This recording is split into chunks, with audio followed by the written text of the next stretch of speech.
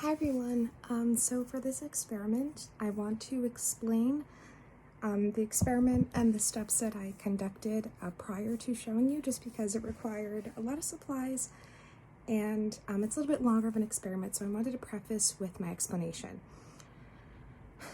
So if you see me looking over, it's just a few notes that I had taken based on what the professor provided, as well as the steps conducted for the experiment based on the information given.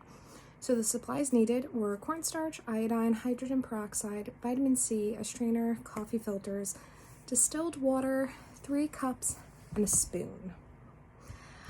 So first, and this may not be in the exact order of the video, but you'll see me conduct everything with the proper labeling.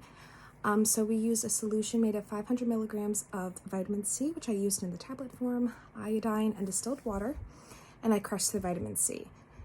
So what I did was I added the vitamin C to the water, and then just kind of let it dissolve and made sure that the water was clear. For the other step, I used cornstarch, hydrogen peroxide, and distilled water, and I dissolved the cornstarch.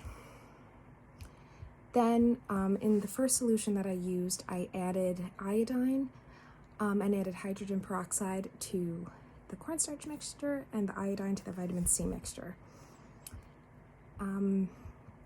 So then I watched and waited to change color, which you'll see in the video. And this showed that the iodine ions react with the hydrogen peroxide to produce the iodine element, and that shows as blue. So I want to discuss what's going on with the reactions. So when the solutions A and B were mixed, they are reacting with each other, but there's 2 separate reactions. There are 2 forms of iodine that form in the elemental phase and the ionic phase. The vitamin C is consumed because we have included a lot of hydrogen peroxide, so the iodine starts to accumulate. This happens because it's able to react with the hydrogen, and this would produce the iodine elements, which is responsible for that dark blue color. This happens when cornstarch is present in the solution. So a few key points that I realized when performing the experiment, and I kind of deduced as conclusions, were the reason that the solution does not turn blue for a short period of time is because the vitamin C needs more time to react and be consumed. Also, the second reaction is when the iodine element and starch are left and they have time to react together, and that's where that blue color forms and develops, and you'll see this all in my video. The result was successful based on what so it was successful in the sense that it worked, but my hypothesis for it, I didn't entirely know what to expect, so I'm happy that it worked.